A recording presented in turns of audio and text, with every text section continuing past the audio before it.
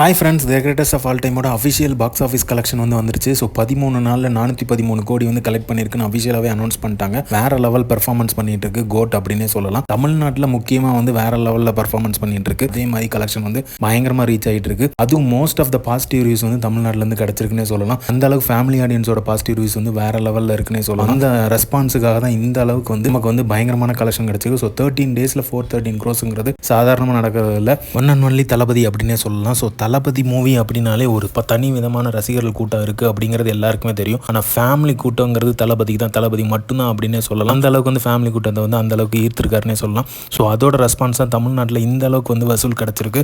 Other ஸ்டேட்ஸ்லாம் கொஞ்சம் சொதப்பிருச்சுனே சொல்லலாம். But world வைடாக இந்த கலெக்ஷன் கிடச்சிருக்கிறது வேற லெவல்ஸ் பெர்ஃபார்மன்ஸ். ஓவர்சீஸில் பயங்கர ரெஸ்பான்ஸ், நல்லாவே ரெஸ்பான்ஸ் கிடச்சிருக்குன்னு சொல்லலாம். ஸோ தளபதியோட கிரேட்டஸ்ட் ஆஃப் ஆல் டைம் பயங்கரமாக சம்பவம் பண்ணிட்டு இருக்கு.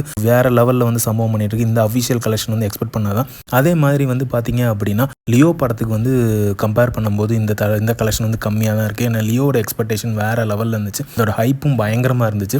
அதுக்கேற்ற ரெஸ்பான்ஸ் அதர் ஸ்டேட்ஸ்லேயும் கொஞ்சம் நல்ல ரெஸ்பான்ஸ்னே கிடச்சதுன்னே சொல்லலாம். ஸோ பட் ஆனால் இந்த பிகாஸ் ஆஃப் ஏன் ரெஸ்பான்ஸ் கிடைக்கல அப்படின்னா, மோஸ்ட் ஆஃப் த சீன்ஸ் நம்ம தமிழ் ஆடியன்ஸை கவர் பண்ணுங்கிறதுக்காக ரெஃபரன்ஸ் வச்சு எடுத்திருந்தாரு. ஸோ அந்த சீன்ஸ் எல்லாமே வேறு லெவலில் இருந்துச்சு. நாம பயங்கரமாக கொண்டாடணும்னே சொல்லலாம். ஏன்னா தளபதியோட மூவி அப்படிங்கிறதுனால வேறு லெவலில் நம்ம கொண்டாடணும்னு சொல்லலாம். அந்த சீன்ஸ்லாம் தெரிக்கிற மாதிரி தான் இருந்துச்சு. பட் அதை அதர் ஸ்டேட்ஸில் ரெஸ்பான்ஸ் எப்படி இருக்குங்கிறது நமக்கே தெரியும். ஸோ அதனால தான் அதோட வசூல் கொஞ்சம் பாதிக்கப்பட்டுச்சு. பாக்ஸ் ஆஃபீஸ் கலெக்ஷன் கொஞ்சம் குறைஞ்சிருக்குன்னே சொல்லலாம். பட் ஆனால் தளபதி எல்லா இடத்துலையுமே ரெஸ்பான்ஸ் இருக்குது. மிக்ஸ்டு ரிவ்யூ அதர் ஸ்டேட்லையும் கிடச்சிருக்கு.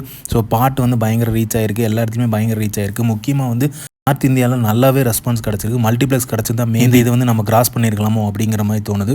எனிவே லியோவோட கிராஸை கிராஸ் பண்ணுறது கொஞ்சம் கஷ்டம் தான் நினைக்கிறேன். ஸோ இருந்தாலும் பரவாயில்ல. தளபதியோட 2வது படம் 400 கோடியை கண்டினியூஸாக தாண்டி இருக்குது அப்படின்னே சொல்லலாம். ஸோ தளபதி தமிழ்நாட்டை டேக் ஓவர் பண்ணிட்டாரு கோட் படம் மூலமாக. ஸோ இந்த மாதிரி தளபதி அப்டேட்டும் தளபதியை பற்றி தெரிஞ்சுக்கிறதுக்கு லைக் பண்ணுங்கள், ஷேர் பண்ணுங்கள், ஃபிலிமா சேனலில் சப்ஸ்கிரைப் பண்ணுங்கள். தேங்க்யூ.